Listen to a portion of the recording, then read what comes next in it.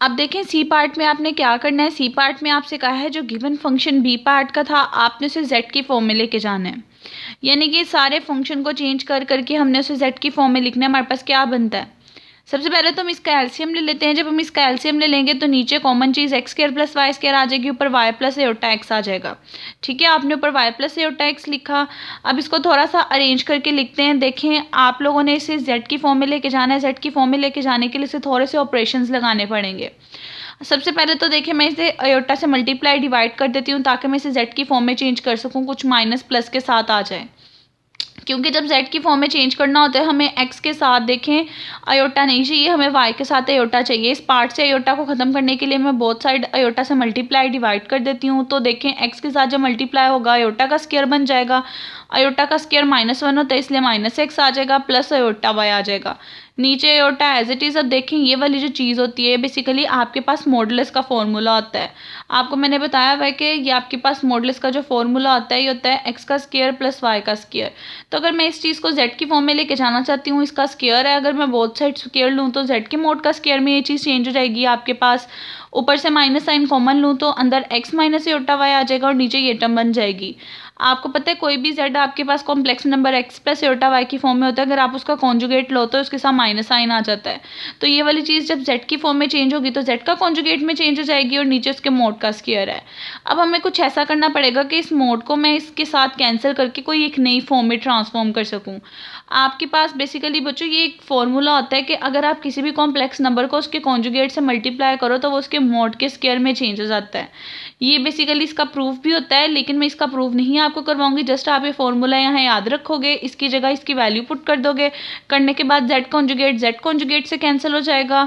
अब नीचे अयोटा आ रहा था, अयोटा को ख़त्म करना है, फिर ये कॉम्प्लेक्स नंबर में चेंज होगा तो आप उसके कॉन्जुगेट से अयोटा का कॉन्जुगेट माइनस अयोटा होता है उसे मल्टीप्लाई डिवाइड करोगे, ऊपर माइनस माइनस प्लस अयोटा बन जाएगा, नीचे अयोटा इंटू अयोटा का स्क्वायर बन जाएगा। अयोटा का स्क्वायर -1 होता है और एक ये वाला माइनस साइन, ये दोनों माइनस मिलके प्लस हो जाएंगे और यहाँ से जो फंक्शन बनेगा वो फंक्शन आपके पास एफ ऑफ जेड आ जाएगा अयोटा ओवर जेड।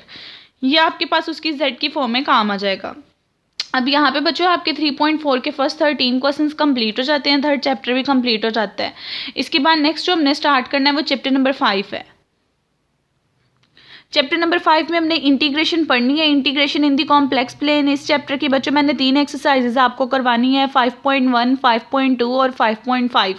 ठीक है, सबसे पहले 5.1 करवानी है। चैप्टर 5 की बच्चों कुछ डेफिनेशंस हैं, ये सारी डेफिनेशन आप लोगों ने याद कर लेनी है कि स्मूथ कर्व क्या होता है, पीस वाइज कर्व क्या होता है, सिंपल कर्व क्या होता है। ये एमसीक्यूज के रिस्पेक्ट से बच्चों क्वेश्चनिंग की जा सकती है, तो ये एमसीक्यूज के रिस्पेक्ट से चीज़ें आपने याद कर लेनी है। उसके बाद आज मैंने आपको 5.1 एक्सरसाइज स्टार्ट करवानी है। आज हम 5.1 के जस्ट फर्स्ट 10 क्वेश्चंस पढ़ेंगे और इसके अंदर इंटीग्रेशन सीखेंगे। इंटीग्रेशन जो कि आप बच्चों पहले कई दफ़ा पढ़ चुके हुए हो मैथ्स के अंदर। ठीक है, कैलकुलस वाली इंटीग्रेशन है बेसिकली फर्स्ट 10 क्वेश्चंस जो मैंने आपके साथ डिस्कस करने हैं। अब फर्स्ट 10 क्वेश्चन में कहा है आपको डेफिनेट इंटेग्रल दे दिए गए हैं। डेफिनेट इंटेग्रल कौन सा इंटेग्रल होता है जिसकी अपर और लोअर लिमिट डिफाइन की जाती है। आपने उसकी इंटीग्रेशन करनी है जो आप कैलकुलस में कर चुके हुए हो। अब क्वेश्चन नंबर 1 था, आपको फंक्शन दिया है, पहले सबको मल्टीप्लाई करके आप सिंप्लीफाई कर लो। अब आप देखो, अब आपने इसकी इंटीग्रेशन करनी है। आपको पता है इंटीग्रेशन में पावर रूल क्या होता है, फंक्शन उसके साथ उसका डेरिवेटिव हो तो पावर रूल लगता है, पावर में एक चीज़ ऐड हो जाती है और उसी से डिवाइड कर देते हो। तो तीनों पे बच्चों पावर रूल लगेगा, इस पे पावर रूल लगेगा, पावर में एक चीज़ ऐड उसी से डिवाइड। सिमिलरली यहाँ पावर रूल लगा, यहाँ पे पावर रूल लगा।